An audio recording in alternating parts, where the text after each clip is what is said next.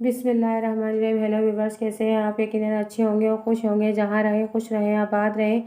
तो आज हम बना रहे हैं मज़ेदार पकवान में दाल की कचौरी और आलू की तरकारी। नहायत ही मज़ेदार, थोड़ी सी मेहनत से आप बहुत अच्छी कचौरियाँ घर में ही तैयार कर सकते हैं। तो चलते हैं टाइम ज़ाया किए बगैर अपनी रेसिपी की तरफ।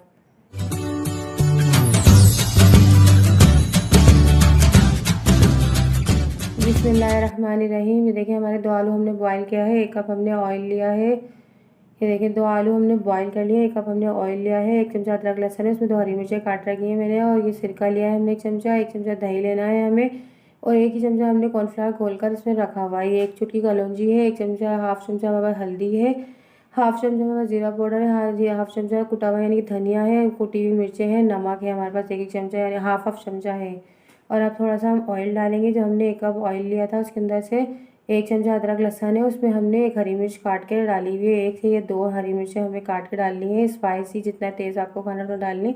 ये ज़ीरा पाउडर, ये धनिया यानी कि कुटा हुआ है दरदरा से कुटी हुई मिर्चें, नमक, चटनी, कलौंजी और हल्दी को हम सबको साथ डालकर अच्छी तरह से इसकी भुनाई करेंगे, खूब कि इसका कच्चापन निकल जाए। अब इसमें 1 चमचा हम दही डालेंगे कि इससे यानी कि इस तरह से आप बनाएंगे तो आपकी ग्रेवी यानी कि तरकारी बहुत ही मज़ेदार सी आपकी तैयार होगी।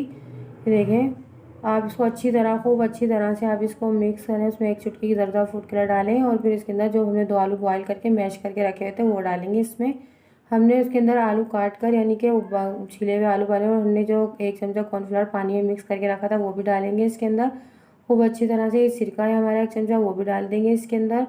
अभी हम पकाएंगे इसको, अच्छी तरह से पकाना है कि इसका कच्चापन सब खत्म हो जाए। और देखिए, हमारी तरकारी तैयार हो चुकी है और उसमें थोड़ा सा हम हरा धनिया डालेंगे।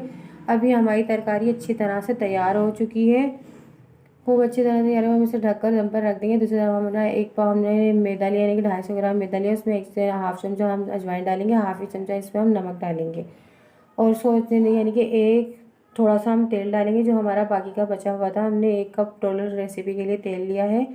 ये देखें, हमारे को अब थोड़ा सा पानी डाल के अच्छी तरह से नरम सा आटा गूंद लेना है। जो आपको ना सख्त गूंदना है ना ज़्यादा नरम, नॉर्मल सा आटा गूंदना है आपको, जिससे हमारी कचौरियाँ अच्छी मज़ेदार से तैयार होंगी। देखें, इसमें अभी हमारा अच्छी तरह से आटा गूंद चुका है। इसको हम देखें, आपको नज़र आ रहा होगा कितना नरम आटा है ये।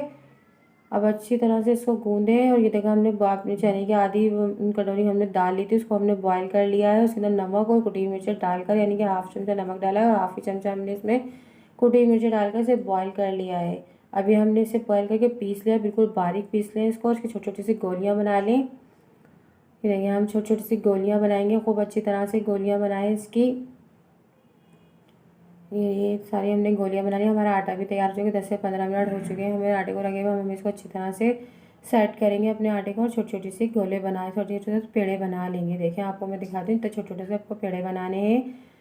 आपने इधर दाल भी तैयार कर ली, दाल के गोले भी बना लिए। आप ऐसे भी बना सकते हैं, जिस तरह से आपको आसानी लगे। छोटे छोटे से गोले बनाए इसके यानी कि पेड़े बनाए।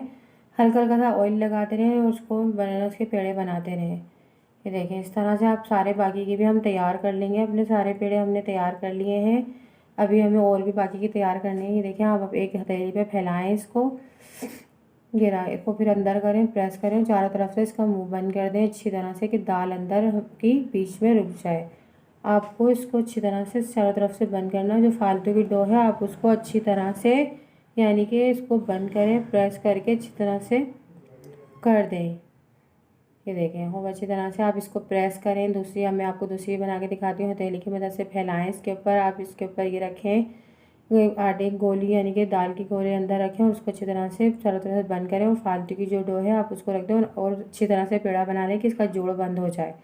अब दूसरी तरफ हमने अपना ऑयल फ्राई करने के लिए रखा हुआ है। हमारा ऑयल यानी कि टेम्परेचर ना ज़्यादा तेज़ है ना ज़्यादा हल्का है। आप थोड़ा सा तेल लगाएं हथेली पर और हथेली की मदद से आप इसको अच्छी तरह से फैलाएं।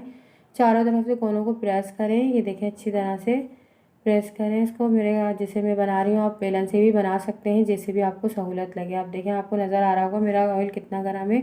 अब ये कचौरी जब फूलेंगी तो ऊपर आ जाएंगी। फूलने के बाद इनको तलने के लिए आपको यानी कि 5 से 6 मिनट लगेंगे। इसके अंदर ये आपकी कचौरियाँ गोल्डन ब्राउन हो जाएंगी। देखें, आपको नज़र आ रही होंगी।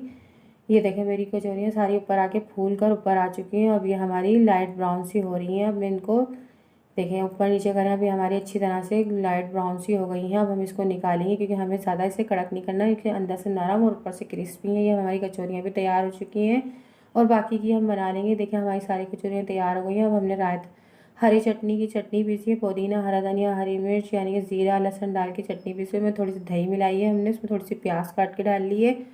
और अभी कचौरी हमारी, इसमें हम यानी कि हमारी तरकारी के ऊपर दही डाली है, दही का रायता डाला है और थोड़ा सा गाजर का अचार डाला है। तो ये नहायत थोड़ी सी मेहनत से आप इतनी मज़ेदार कचौरियाँ घर में तैयार कर सकते हैं।